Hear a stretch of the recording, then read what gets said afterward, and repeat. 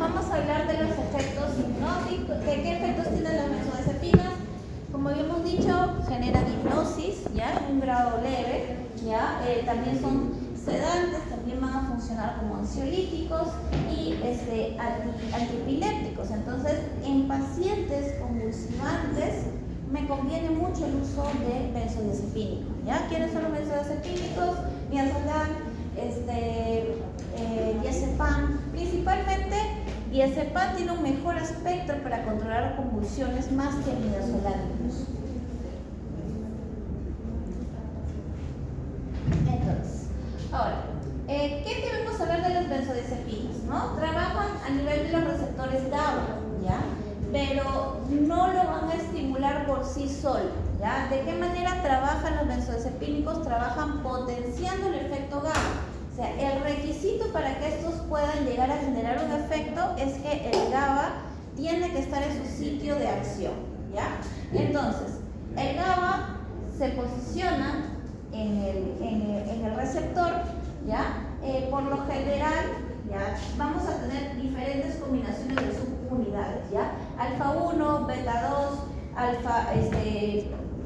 beta 2, omega 2, o sea, van a haber diferentes combinaciones, pero lo que siempre vamos a tener es alfa 1 y beta 2, ¿ya?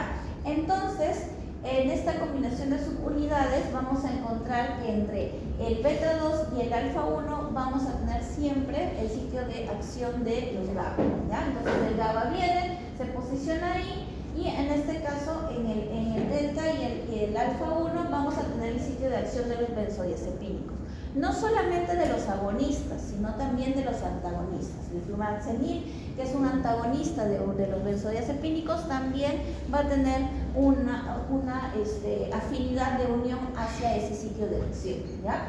Entonces, ¿qué es lo que van a generar? Me van a potenciar el efecto GABA para que el canal se aperture. Entonces, si con GABA había una apertura de canal para que ingrese ¿quién? Inhibidor, ¿qué ingresa? Cloro, ¿ya? Va a ingresar más cloro, generando que ese canal aumente en su diámetro. ¿Cómo aumenta? Potenciado por los benzodiazepínicos. De esa manera actúa, ¿ya? Me potencia al GABA, ¿ya? ¿Ya? Y como les decía, puede haber diferentes combinaciones, ¿ya? Diferentes combinaciones de subunidades, pero las que siempre van a tener que estar es alfa 1, beta 2 y gamma 2, ¿ya? Siempre están esas tres, ¿ya? Las demás pueden combinarse, ¿ya? Entonces, dentro de los más comúnmente usados como benzodiazepínicos, midazolam, diazepam y el alprazolam, ¿ya? El alprazolam se utiliza también en veterinaria, pero no es tan usualmente usado, nomás es usado en medicina humana, ¿ya? Como ansiolítico, ¿ya? Ahora, ¿qué sabemos de diferencias principalmente entre midazolam y diazepam, ¿no? Su formulación, ¿no? El midazolam es más soluble en agua, ¿ya? Esto hace que al ser más hidrofílico, el pasaje vía sanguínea sea mejor, ¿ya? Que el diazepam. El diazepam es un poquito más oleoso, ¿ya? Tiene propanglicol, ¿ya? Como parte de su química y es un poquito más oleoso, ¿ya? Lo cual hace que cuando coloquemos, tengamos que elegir, digamos, la vía de administración sea más favorable que lo administremos vía intramuscular, ¿ya? Que vía venosa, ¿ya? Vía venosa sí va a generar cierto dolor al aplicarlo, ¿ya? Por lo mismo que es un poquito más oleosa, más espesa, ¿ya? Entonces su absorción, pero a pesar de eso tiene una absorción rápida, pero más rápida la tiene el midazolam, ¿ya? A nivel intramuscular es lenta y el midazolam también se puede utilizar por vía subcutánea, por lo que es hidrosoluble, ¿ya? Como les decía, va a generar cierto dolor al aplicar por la conformación que tiene, ¿ya? Ahora, tener en cuenta que ambos son productos controlados, ¿ya? El mezclarse con otros fármacos, el midazolam sí se puede hacer porque no va a generar ninguna precipitación. En cambio, el diazepam sí va a tener tendencia a la precipitación, ¿ya? Si bien la vieja escuela de la anestesia antes era diazepam, ketamina y combinaban los dos, terminaba un asunto ahí más oleoso, y así se lo ponían al perro intramuscular y el pobre animal pues chillaba, pero horrores, ¿ya? Pero en realidad no es lo ideal. Si queremos buscar una combinación, ya, para, por ejemplo, lo que sería una inmovilización química, ya, en la cual buscamos que el paciente se quede tranquilo, no lo llevamos en inconsciencia, pero al menos para hacer algún curetaje, algo en el cual sí necesitas al paciente tranquilo, o sea, inmóvil, ya, sí podemos utilizar en una misma jeringa la combinación de un midazolam de preferencia con una ketamina, ¿no? Ya. Como les decía, el antagonista o reversor de una benzodiazepina es el flumaxenil, ¿ya? El flumaxenil, como antagonista, ¿qué va a hacer? Va a ir al lugar de acción de las benzodiazepinas, se va a colocar ahí y va a evitar que se genere el efecto. ¿Qué hace la benzodiazepina? Ayuda a perforar el canal. Entonces, al bloquearlo, no me va a impedir que ese canal esté abierto y que haya pasaje de cloro, pero sí va a evitar que se dilate, ¿sí? ¿Ya? Entonces, aquí por ejemplo vemos unos ejemplos en aves, ¿no? donde se usan benzodiazepínicos como parte de nuestros protocolos anestésicos para sedantes. Entonces, como vemos, no están totalmente dormidos, ¿no? O sea, hay un sueño mediano, ¿no? Si estuvieran totalmente dormidos estarían más postrados, ¿no? Pero en el caso del C sí lo vemos que está más postradito, ¿no? Ese ya está abrazado de Morfeo, ¿ya? Ahora, agonistas adrenérgicos, ¿no? Aquí tenemos los conocidos alfa-2 agonistas, ¿no? Silacina, dexmedetomidina, medetomidina, ¿ya? Y sus conocidos antagonistas, ¿no? Que en este caso es el aripamezol para dexmedetomidina y medetomidina, y la yombina para silacina. ¿Ya? Estos, ¿qué es lo que van a generar? ¿Ya? Van a generar lo siguiente, ¿no? Habíamos hablado que los agonistas alfa-2 también van a tener cierta afinidad con los alfa-1, ¿recuerdan? Pero la dexmedetomidina y la medetomidina van a ser más selectivos, ¿no? Entonces quizás este efecto es el que se va a ver un poquito más marcado. ¿Qué es lo que hace un alfa-2 agonista, ¿no? En el caso, por ejemplo, de silacina. Se va a empezar a segregar la norepinefrina para generar actividad, ¿no? Y estas van a ir hacia los alfas 1 y 2 para generar, en el caso del alfa-2, que se encuentra a nivel de la membrana de la neurona presináptica, va a estimular como un feedback negativo a la producción de mayor norepinefrina, ¿sí? Entonces va a haber mayor producción de norepinefrina, mayor situación de alerta del paciente, ¿no es cierto? ¿Ya? Y a su vez va a unirse al alfa-1 que va a generar excitación, ¿sí? Ya. Ahora, si yo utilizo un alfa-gota, un antagonista un agonista de estos, ¿qué va a generar? Va a generar, al colocarse ahí, que no me segregue mayor norepinefrina. Entonces me va a generar la calma del paciente, ¿ya? En el caso de la silacina sí me va a estimular al alfa-1, me lo va a estimular, porque hay mayor selectividad con alfa-1. Pero si yo utilizo una dexmedetomidina o una medetomidina, que son más selectivos al alfa-2, ¿qué va a suceder? Me va a suceder que vamos a evitar que se segregue la norepinefrina, y el alfa-1 no lo vamos a tocar mucho. Entonces, ¿se acuerdan alfa-1 principalmente a quién afectaba?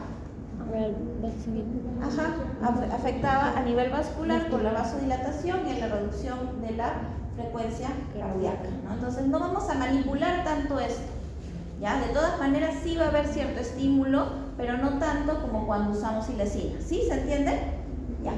¿Ya? Entonces, para lo que sería manejo de ansiólisis, nos facilita mucho el uso de un alfa-2 agonista, ¿ya? En este punto.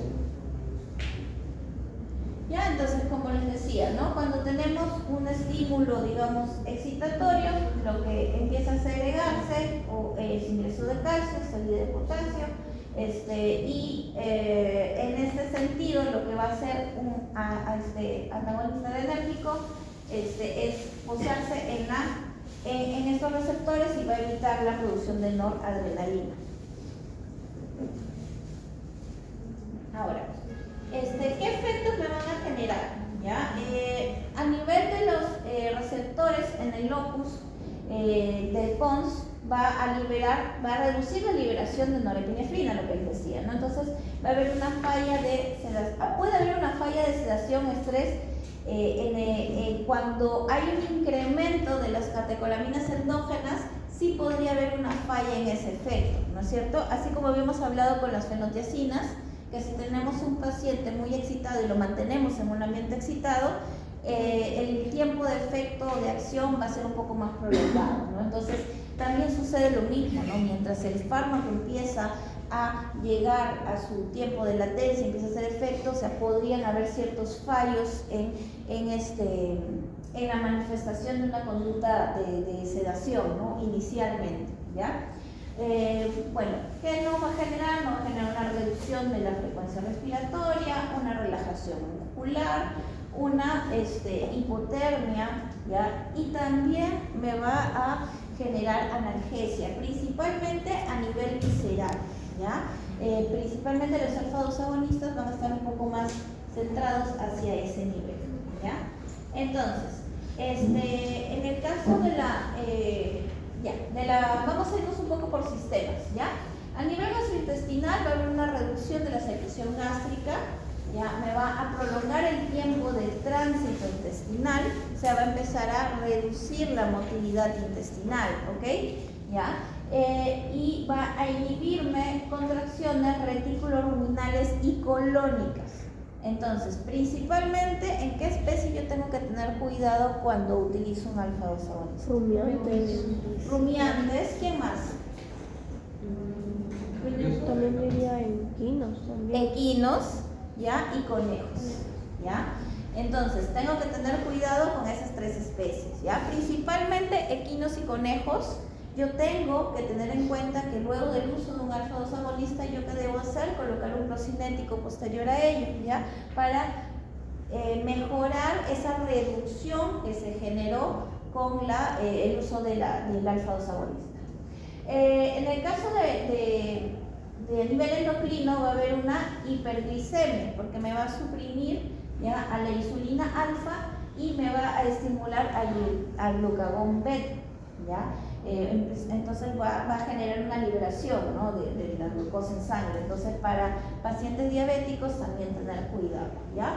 Va a generar una diuresis, ¿no? Cada 4 horas hay que tener cuidado en pacientes que tengan obstrucciones urinarias, ¿no? Porque si va a aumentar la diuresis también podemos tener problemas ahí, ¿ya? A nivel del vómito, más bien me va a activar el centro del vómito, ¿no? Me va a estimular a nivel de la zona quimiorreceptora del gatillo del vómito, ¿no? Esto se observa un poco más en gatos que en perros, pero tampoco hay que dejar de discriminar este efecto, ¿no? Incluso de todos los alfa-2 agonistas, el que más se observa que puede generar ese efecto es más silacina, que incluso dexmedeto, ¿ya? A nivel intraocular vamos a ver que se va a presentar una midriasis, ya que va a haber una estimulación simpática del alfa-2 a nivel de iris, ¿ya? Y un incremento de la presión intraocular, ¿ya? A nivel de la presión intracraniana va a reducir el flujo sanguíneo en la sangre, ¿ya? Porque se genera una vasoconstricción. Entonces, ¿qué va a suceder a nivel cardiovascular? ¿Ya? Va a haber una bradicardia porque va a haber una reducción del tono simpático, va a haber un incremento de la resistencia vascular periférica, lo cual va a generar una activación del nervio vago, ¿no? Y me va a inactivar los nervios simpáticos, ¿no? Porque lo que buscamos es desactivar lo que genera excitación, ¿no? Me va a generar una activación de los receptores alfa-2 a nivel central, ¿ya? Y ahí es donde va a generar, digamos, la depresión del centro vasomotor, ¿ya? ¿Qué más vamos a observar a nivel del nodo sinoauricular? Ya se va a dar una reducción de esta activación de los nervios simpáticos, por eso termina habiendo una reducción del gasto cardíaco, una reducción del movimiento cardíaco y reduce la sístole, ¿ya? Y esto también a su vez va a generarme una reducción de la presión sanguínea, ¿no? Que también lo observamos con una bradicardia, ¿ya? A nivel arterial vamos a observar que hay vasodilatación porque se empieza a reducir la resistencia vascular, ¿no? Lo que habíamos hablado anteriormente. ¿Y eso en qué se traduce? Reducción de presión sanguínea. A nivel venoso va a pasar lo mismo. Empieza a reducir el retorno venoso por lo que los vasos sanguíneos están más dilatados, entonces digamos que reduce la cantidad de aparentemente sangre, o sea, va a haber una pseudo hipovolemia, no la hay, pero va a aparentar haberla, ¿ya? Y eso también va a generarme la presión sanguínea. Inicialmente el cuerpo va a querer compensar, pero en lo que intenta compensar, generando vasoconstricción, se va a dar cuenta que es normal, o lo va a tomar como normal, y luego se dilata el vaso y genera ya una reducción marcada de él. ¿Ya? Justo cuando hablábamos de los alfa-2 agonistas, les comentaba que cuando impedimos la producción de la norepinefrina, el que mayor éxito tiene son los alfa-2 agonistas, ¿no? Para ello. Entonces, por ejemplo, en situaciones de adversión al ruido como tranquilizante, la dexmedetomidina es una mejor opción, ¿ya? Hay dexmedetomidinas orales incluso para el manejo de lo que es pacientes nerviosos ante situaciones de ruidos intensos, ¿ya? Quizás en nuestro querido Perú no es comercial todavía, pero sabemos que es una opción que existe, ¿ya? Que es más saludable para nuestros pacientes, ¿ya? ¿Qué sucede, por ejemplo, en algunos equinos, ¿no? Podemos ver que hay cierta postura en la cual bajan la cabeza, ¿no? Hay relajación de los músculos del cuello y hay este tipo de postura en los equinos, así como a nivel de los tobillos, ¿no? Los equinos empiezan a tener una relajación en la cual pueden colocar en punta sus miembros, ¿no? Entonces tener un poco de cuidado con ello en esas especies. ¿Ya? ¿Qué más podemos ver? La relajación del labio inferior, ¿ya? Va a haber una relajación, incluso por eso se puede ver cianorrea en estas especies, y también podemos ver el priapismo, ¿no? Así como con la fenotesina. ¿Ya? Entonces, hablando de los antagonistas, sabemos que la iomina es el antagonista de la silacina y el atipamezol es el antagonista de la dexmedetomidina y de la medetomidina. ¿Existen otros antagonistas alfa-2? Sí, la tolazolina, la idazolzan, pero nosotros utilizamos, o es más comercial para nosotros, la iomina y el atipamezol. ¿Ya? Y como sabemos qué es lo que hace un antagonista, se coloca en la zona de efecto y me va a evitar los efectos depresores, ¿no? Porque va a empezar otra vez a segregar norepinefrina y genera la activación del paciente. Ya, okay. Entonces, estas digamos que son situaciones muy comunes en las cuales nosotros utilizamos tranquilizantes y sedantes, ¿no? Un curetaje, un manejo médico, tomar alguna prueba diagnóstica, quizás hacer algún bloqueo locorregional, ¿no? Lo procedo a sedar previamente, ¿no? Lo que justo les decía que hacemos mucho en animales mayores, ¿no? Se genera una sedación, haces un bloqueo locorregional y haces una cirugía con paciente viejo. Ahora, hablemos de depresores generales, ¿no? Pero bajo el ámbito médico, ¿ya? Que en este caso son los anticonvulsivantes, ¿ya? Como anticonvulsivantes tenemos a los benzodiazepínicos y también contamos con los barbitúricos, ¿ya? En el caso de barbitúricos, el fenobarbital, que es un barbitúrico de larga acción, de largo efecto, ¿ya? Que es por ello que el fenobarbital es bastante utilizado en tratamientos de mantenimiento de un paciente convulsivo, ¿ya? Tenemos el bromuro de potasio, que se utiliza quizás en una primera etapa de control de anticonvulsivantes, ¿ya? Y luego ya se puede ir retirando eso y nos quedamos solo con el fenobarbital, ¿ya? Igual que la carbazepina. ¿Qué van a generar? Van a generar la prevención de la presencia de las convulsiones, suprimiendo la transmisión anormal del impulso eléctrico, ¿no? O sea, lo que hay cuando hay una convulsión es una transmisión que no es normal, ¿no? De la conductividad eléctrica a nivel del cerebro, ¿no? Se estimulan ciertos focos en el cerebro y empiezan a generar una mayor actividad de ese impulso eléctrico que se termina desencadenando en una convulsión. ¿Esto por qué se puede dar? Se puede dar por un traumatismo craneano, ¿no? Hay pacientes que pueden tener un TEC ya bastante intenso y empiezan a estimular una conductividad anormal. Ya, el consumo de algún fármaco que es utilizado, por ejemplo, como un antiparasitario, pero lo consumen por mala manera y genera un cuadro de intoxicación, ¿no? Como es el caso de la estricnina. Pacientes que presentan el distemper, que es un virus que va a generar daño a nivel del sistema nervioso central. Muchos pacientes que logran salir de la enfermedad pueden quedar con secuelas de convulsión. Y también las razones idiopáticas, ¿no? Las que un paciente no tuvo razón alguna y se presentó, se activó, paciente con 7, 8 años, se empezó a convulsionar, nunca en mi vida convulsionó, pasa. ¿Ya? Entonces, ¿qué es lo que van a hacer estos fármacos? ¿Dónde estaban las benzodiazepínicas? En el GABA, ¿sí? ¿Dónde van a estar los barbitúricos? También en el GABA, ¿ya? Pero los barbitúricos van a estar en el canal, ¿ya?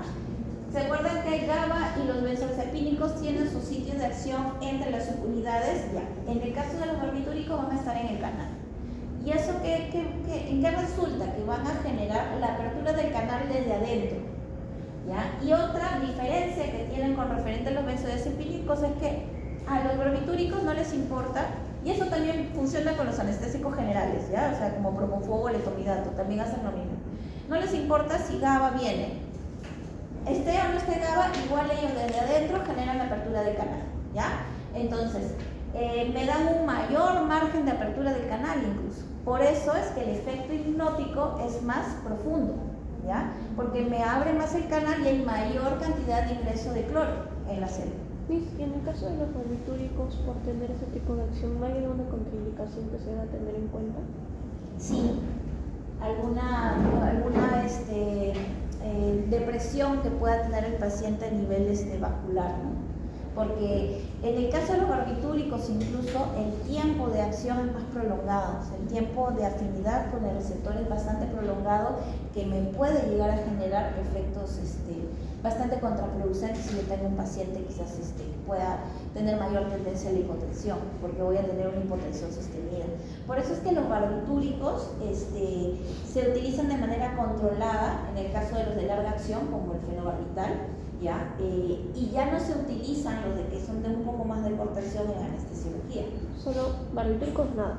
Barbitúricos tú los puedes utilizar en una infusión, por ejemplo, de pacientes con una convulsión activa, pero ya no se suele utilizar en anestesia, porque como tú combinas fármacos analgésicos, combinas otro tipo de fármacos que también promueven la hipotensión, más el efecto prolongado en el post. Sí, es mucho. ¿Ya? Muchos pacientes morían incluso antes con fenobarbital durante la cirugía o incluso posterior, en el postquirúrgico. Ajá.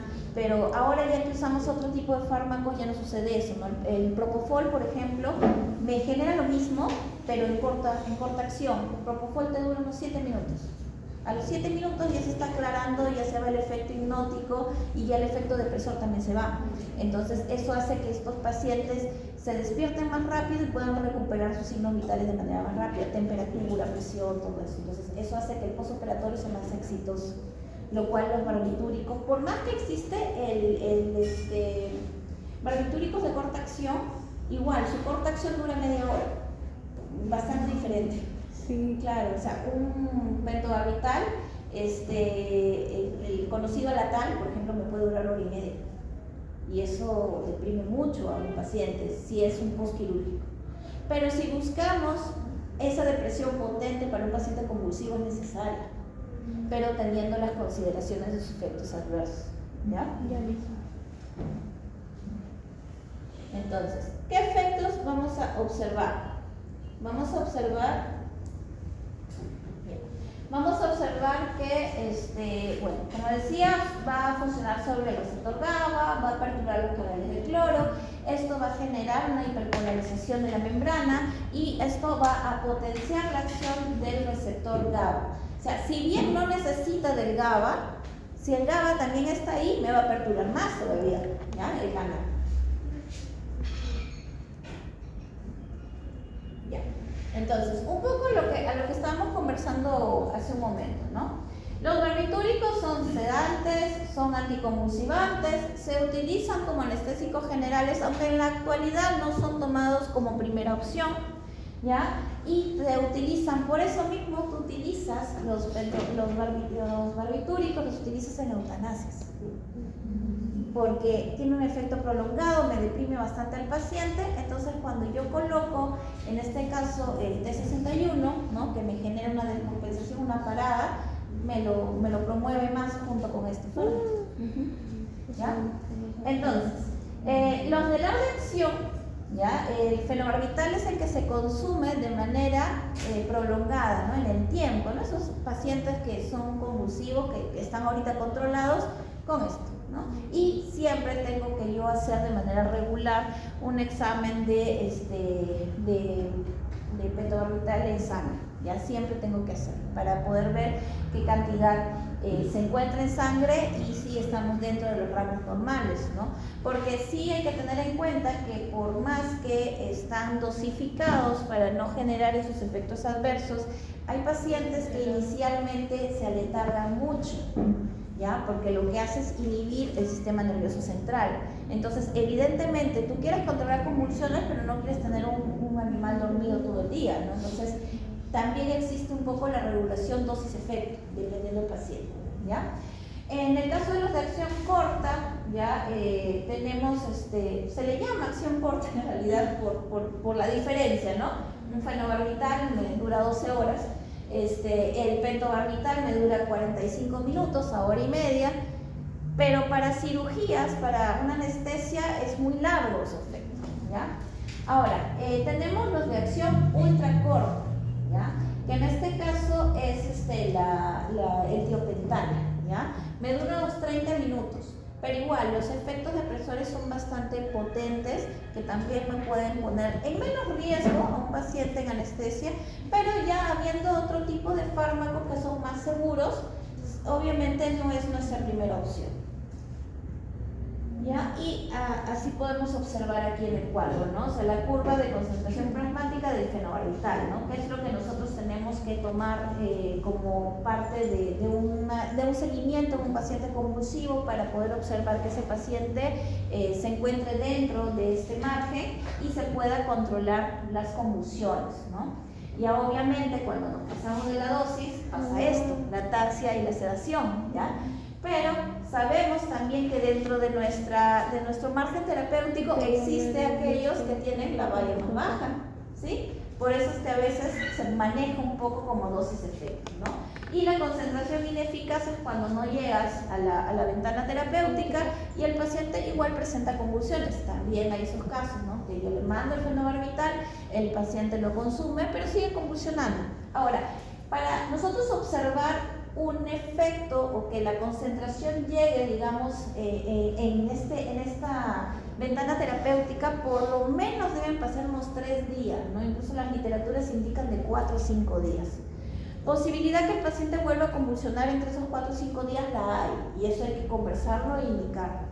Probablemente puede presentar una convulsión, vamos a esperar los días que normalmente demora el fármaco a llegar a la ventana terapéutica, y si a pesar de llegar a esa fecha el paciente sigue convulsionando, regulamos dosis o incluso hacemos combinaciones, ¿no? Se pueden hacer combinaciones con benzodiazepínicos orales, se puede hacer combinaciones con el bromuro de potasio, ya estamos hablando quizás de grados de descontrol de la convulsión, ¿no? Son grados ya un poco más severos. ¿ya? Ahora, su vida media es larga, ¿no? El efecto del fármaco sabemos que puede ser de 8 a 12 horas y dependiendo de ello también se puede incluso hasta suministrar una dosis al día, o sea, todo va a depender del paciente. ¿Ya? ¿Cómo hacemos los manejos? Siempre el inicio de un manejo farmacológico es de menos a más, ¿no? Ahora, la primera droga de elección para tratamiento a largo plazo en perros y gatos. También se puede usar en equinos, ¿ya? En el caso de perros, se utiliza en una dosis de 2 a 8 miligramos por kilo cada 12 horas, teniendo en cuenta, como les digo, de iniciar siempre con la dosis más baja, ¿ya? En el caso de gatos es de 1 a 4 miligramos por kilo cada 12 horas, ¿ya? En el caso de equinos se usa de 11 a 25 kilos, en este caso sí, cada 24 horas, ¿ya? ¿Cuál sería la diferenciación más grande? Metabolismo de especie, ¿no es cierto? ¿Ya? Entonces, eso tenerlo en cuenta. Siempre es importante no mecanizar, no solo dura 2 horas, no, depende de la especie, ¿ya? Por eso es que yo digo, medicina humana estudiar es más fácil. ¿Ya? Fenobarbital sódico, ¿ya? En este caso, bueno, entonces, digamos que podemos ir sumando ciertas dosificaciones, quizás con algunos bolos adicionales, ¿no? Si es que vemos que no hay un control adecuado de las convulsiones, ¿no? O sea, por ejemplo, se puede agregar, ¿no? una dosis de 3 o de 5 adicional, dependiendo del caso, ¿no? Como les digo, se va a ir regulando la dosis. Ahora, ¿cuáles son los efectos adversos de los... Aquí tenemos el meollo del asunto, ¿no? ¿Qué generan los barbitúricos? Hepatotoxicidad, polifagia, sedación, ataxia, que bueno, eso se puede regular con la regulación de la dosis, el incremento de enzimas hepáticas, o sea, empieza a destruir los hepatocitos y estas enzimas hepáticas se empiezan a liberar en sangre, ¿no? Y es por ello que cuando sacamos una bioquímica, este paciente tiene ALT elevado, AST elevado, ¿ya? ¿Qué más podemos observar? Un efecto rebote al retiro. Esto es bastante común, ¿ya? Al paciente tú le mandas un tratamiento que tiene que ser quizás regulado con el tiempo. O sea, hay pacientes que incluso le va sacando sus exámenes de fenobarbital y más bien va aumentando la valla, entonces tienes que ir bajándole la dosis, ¿no? Hay pacientes que se les baja la dosis. Como que hay pacientes que más bien tienes que elevarle la dosis con el tiempo, ¿ya? Pero eso como lo sabemos con los exámenes de control, ¿ya? Muchas veces pasa y más veces pasa que no pase. El propietario ve que pasan 2 años, 3 años y ve que el perro ya no convulsiona. Ay, me olvidé de comprar su pastilla. Se olvidaron un día, la otra semana se olvidan 2, pasan 2 semanas, se olvidan una semana completa. Ay, ya no convulsiona, ya no hay que darle la pastilla. Dejan de darle. Puede pasar 1 mes, 3 meses, 1 año, 2, 3 años y el perro vuelve a convulsionar. Señora, ¿cuánto tiempo tiene sin tomar la medicación? Uy, no me acuerdo, ¿no? Sí, a veces hay gente que dice, hace años no le doy, pero la condición no se va, pero bueno, en fin. Entonces, tú le vuelves a mandar la dosis que tomaba antes. Olvídate, no lo controla, ¿ya? Eso es algo muy común. Tienes que aumentar la dosis, pero también volvemos al hecho de que es dosis-efecto, dependiendo del paciente, los efectos adversos que ves en el paciente. Entonces, tener en cuenta que el incremento progresivo del metabolismo va a demandar con el tiempo mayor dosis, ¿ya? Principalmente la proteína que tiene, que es partícipe en este metabolismo, la proteína P450, ¿ya? Entonces, eso tenerlo en cuenta. Lamentablemente, pacientes que son convulsivos son pacientes que tienen una expectativa de vida corta, ¿ya? Son pacientes que a lo mucho, sí, te soy sincera, más de 6 años en que empezaron a medicarse desde el año de edad, no viven. Terminan con asitis, terminan con problemas hepáticos bastante intensos, ¿no? Y terminan muriendo por la situación hepática. Y una vez que ya empiezan a presentar asitis, la verdad yo no he tenido pacientes que hayan pasado de los 6 meses.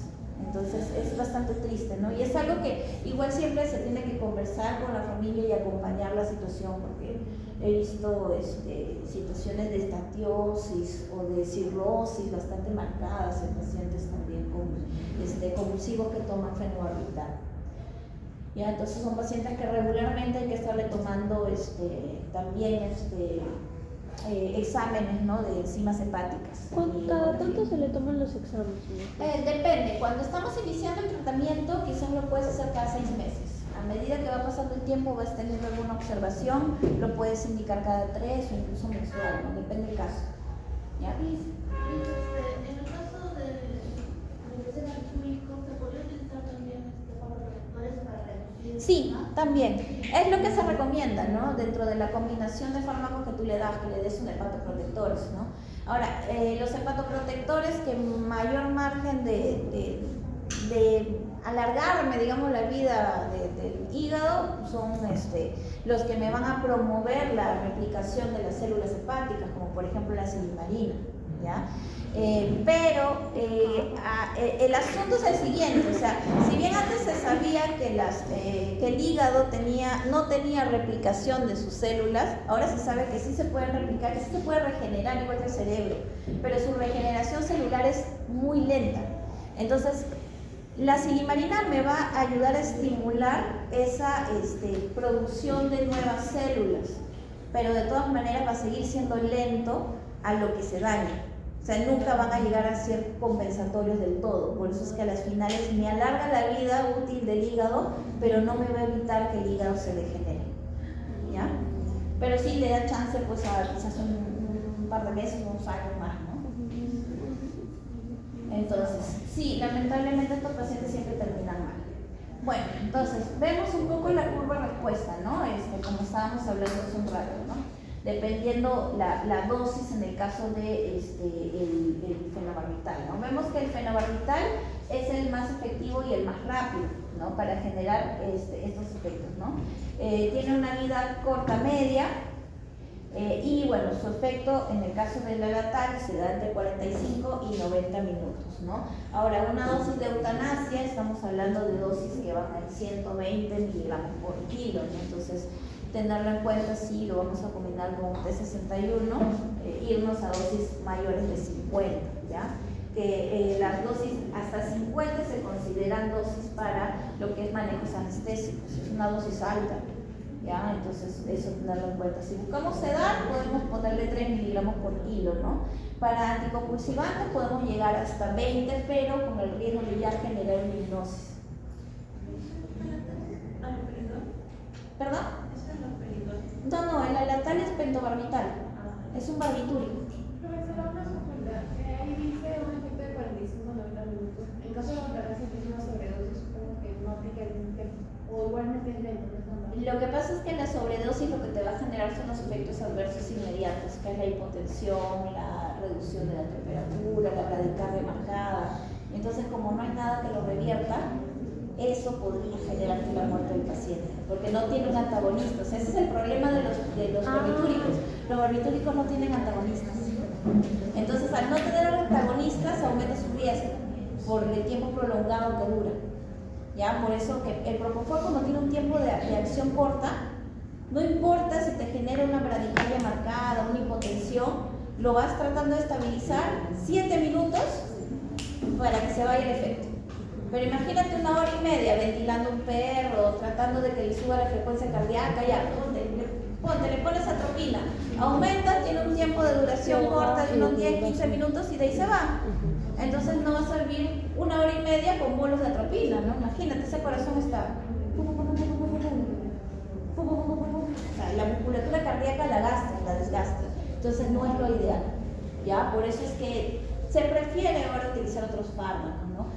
Si la sina te genera un bajón, ¿no?, una bradicardia marcada, una hipotensión, lo reviertes, le pones vino y se acabó. Entonces, esa es la facilidad de los fármacos que tienen un antagonista, ¿no? Igual como un benzodiazepínico, no tiene el flumazenil. Pero estos no. Por eso es que el uso de los barbitúricos tiene que ser siempre muy controlados. ¿Ya? A ver, ahora, los benzodiazepínicos también se trabajan como anticonvulsivantes, ¿no? Van a trabajar también con el GABA, ya como habíamos hablado anteriormente, dentro de los benzodiazepínicos que conocemos, midazolam, diazepam y el alprazolam. Ahora, barbitúricos versus benzodiazepínicos. ¿Ya? refiriéndonos como anticonvulsivantes, ¿no? Incrementan el tiempo de apertura del cloro por los receptores del GABA, ¿no? Y en el caso de los benzodiazepínicos me van a incrementar la frecuencia de apertura, ¿no? Entonces, como su tiempo de acción es más corto, se libera el canal, entra otro, ¿no? Es como que van a estar en una frecuencia, abre, cierra, abre, cierra. En cambio, el barbitúrico me lo mantiene abierto más tiempo. Por eso que para convulsiones me es más favorable un barbitúrico. Pero para anestesia me es más favorable un benzodiazepínico, ¿no? Porque lo va a mantener un poco más sostenido, ¿no? En frecuencia de apertura. ¿Ya? Entonces, bueno, ¿ya? El bloqueo de frecuencia y voltaje depende del canal de sodio inactivado, ¿ya? Lo cual va a inhibir el foco epiléptico. Entonces, si yo tengo un voltaje dependiente al canal de sodio inactivado, quiere decir que no va a haber una buena apertura de sodio, ¿no? Entonces va a haber una inactividad, pero cuando empieza a bloquearse ese receptor, no va a ingresar y esto va a gatillar la mala conducción eléctrica. Ahora, la estimulación de los centros sinápticos activantes analépticos respiratorios, ¿ya? Aquí tenemos el doxapram, ¿no? El famoso Vibrirar, ¿ya? Se puede aplicar vía intravenosa, por ejemplo, un paciente que entra en una apnea, lo puedes aplicar. La ventaja, pues, ¿no? del Vibrirar utilizándolo en anestesiología es que ya tienes al paciente con la vía, ¿no? ¿Qué va a generar? ¿Cómo también se puede utilizar en cesáreas? ¿Ya?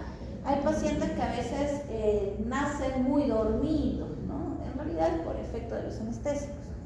Entonces, dependiendo un poco de la estrategia que estés usando o de la condición también propia del paciente, quizás se ha pasado del tiempo de gestación, se ha hecho una cesárea ya cuando el paciente empezó a presentar meconio, entonces ya incluso tiene hasta las vías aéreas con las secreciones, ¿no? Entonces se busca limpiar y buscas activar la estimulación respiratoria, ¿no? En un neonato puedes hacerlo colocando unas gotas a nivel sublingual o unas gotas a nivel del cordón umbilical, ¿no? Igual lo que es la estimulación por acupuntura también en la zona del labio superior también ayuda. Entonces, ¿qué es lo que me va a generar a nivel, por ejemplo, ¿no? A nivel postsináptico, la estricnina, ¿ya? Se puede posar y generar esos efectos de inhibitorio, y en presinápticos la glicotoxina, ¿ya? Que funcionan como tóxicos y generarme este bloqueo del centro de la sinapsis de estos efectos inhibitorios, ¿ya? Muy bien, entonces vamos a tener dos actividades ahora, ¿ya? Y ahora 9:30, tenemos una hora, ¿ya? Vamos a presentar una tarea, ¿ya? Que la tarea es un caso, ¿ya? Algo muy similar pueden venir en los exámenes parciales, ¿ya? Casos, ¿ya? En el cual pones una situación de un paciente y indicas qué fármaco se utilizaría, justificas el porqué y su mecanismo de acción, ¿ya? Farmacología es aprender mecanismos de acción, así que hay que aprenderlos, ¿ya? Hay que aprenderlos bastante, ¿ya? Y eso, casi todas las preguntas son de eso, así que aprende, estudia. Muy bien, tenemos un estatus epiléptico, ¿ya? Va a generar convulsiones que van a continuar por más de 5 minutos, ¿ya? O la ocurrencia de más de una convulsión donde el paciente no retorna a su estado normal en un periodo de 5 minutos, ¿ya? O sea, estamos hablando de una convulsión grave, ¿ya? ¿Qué fármacos se podrían usar en ella, ¿no? Explica el mecanismo de acción. Vamos a agruparnos de a dos. ¿Cuántos son ustedes? A ver, ¿cuántos son en la lista? A ver, para agruparnos de a dos, De una, ¿cuál? de uno.